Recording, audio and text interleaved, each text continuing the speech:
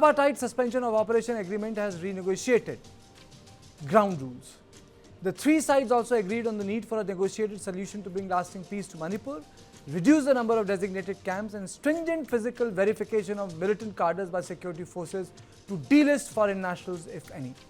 A joint monitoring group will closely monitor enforcement of ground rules, and violations will be dealt with firm hand in future. It will include review of the SU agreement, and this is according to Ministry of Home Affairs. The decision comes after a series of meetings held in New Delhi over past few days between MHA officials and representatives of the Kuki-Zo Council. The talks focused on resolving the prolonged blockade that had hindered the movement of goods and vehicles throughout the state. At least 250 people have lost their lives and over 60,000 remain in relief camps since the ethnic clashes between the Meiteis and Kuki-Zo communities erupted in Manipur on May 3rd, 2023. So, how important is NH2? It is important. It's a crucial lifeline connecting Manipur with Nagaland and other parts of Northeast that had been blocked amid the ethnic tension. And why? Because if you block it, you can't supply food.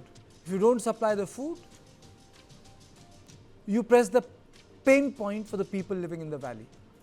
So that is why it is important. You bring the economic activity to halt. The reopening of the highway should be viewed as a confidence building step and a move towards restoring normalcy in the violence affected state. And Prime Minister Narendra Modi is expected to be in the valley. And Prime Minister Modi is expected to visit Manipur, which will be part of a larger tour of the Northeast. And as of now, the areas that he may visit have been declared no drone zone. So for example, Churachandpur district on Thursday is a no drone zone. So on this, I am joined by Lieutenant General Shaukin Chauhan, former DG Assam Rifles. Sir, a very warm welcome to you. Thank you for joining me. Your opening comments on this development, sir. Karthik, thank you so much for calling me for the show.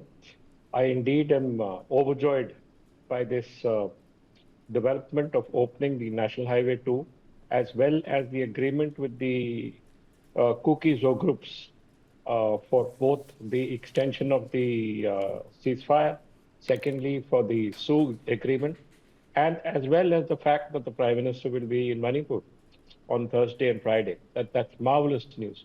I can't tell you how happy I am, because it firstly vindicates everything that I've been saying on your show over the last 2 years. That this was a manufactured disagreement. This need not have happened. So many people need not have died. They could have easily sorted out this issue. I'm overjoyed by this, by Governor Bhalla's, making sure that he brought down the temperatures of the disagreements that existed between the Meiteis and the Kukis. And I'm happy that Manipur will come back to a fair degree of normalcy. I'm also happy with the National Highway 2 having been opened, that the goods, the food supplies, as you mentioned, the fuel, etc., will be able to flow into Manipur, and the prices that had gone skyrocketed over the last 3 years will finally reduce. So all in all, it's marvelous news, Karthik. That's really very, very good news that this thing has happened. And I agree with the fact that, we are having an agreement there. We're having a ceasefire monitoring group. As you know, I was the chairman of the ceasefire monitoring group in Nagaland, where we were able to bring about the ceasefire with the Naga groups.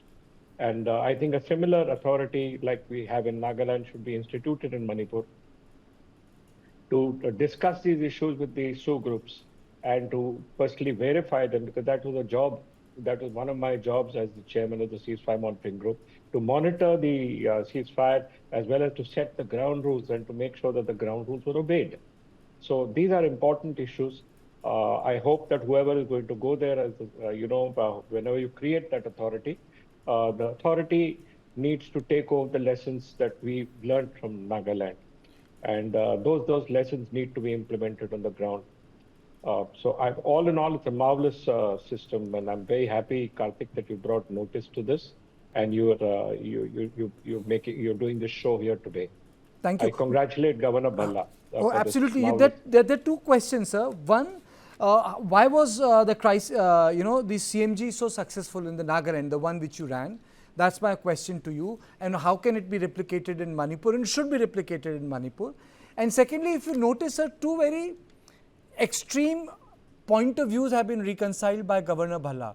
You see, one side was trying to delegitimize the territorial integrity of Manipur. So there is a consensus that there will be territorial integrity of Manipur.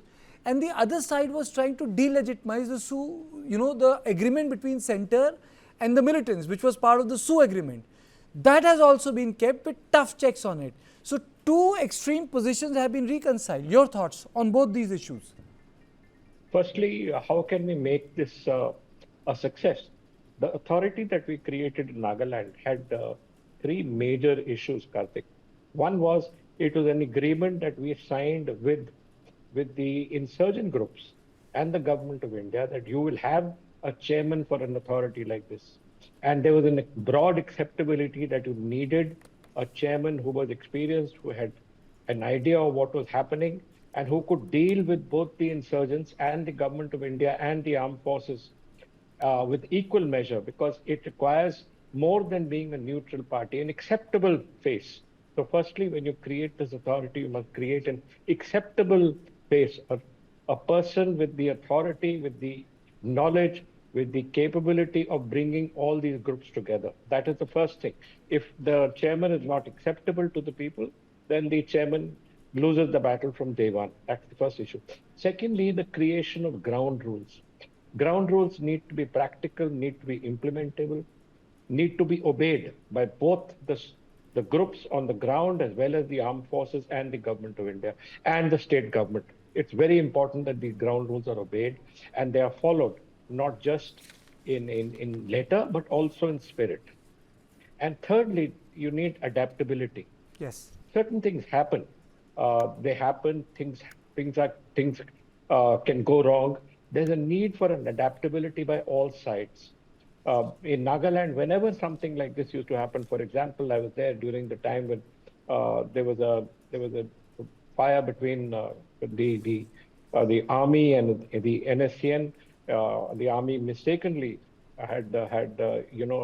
unfortunately created some casualties.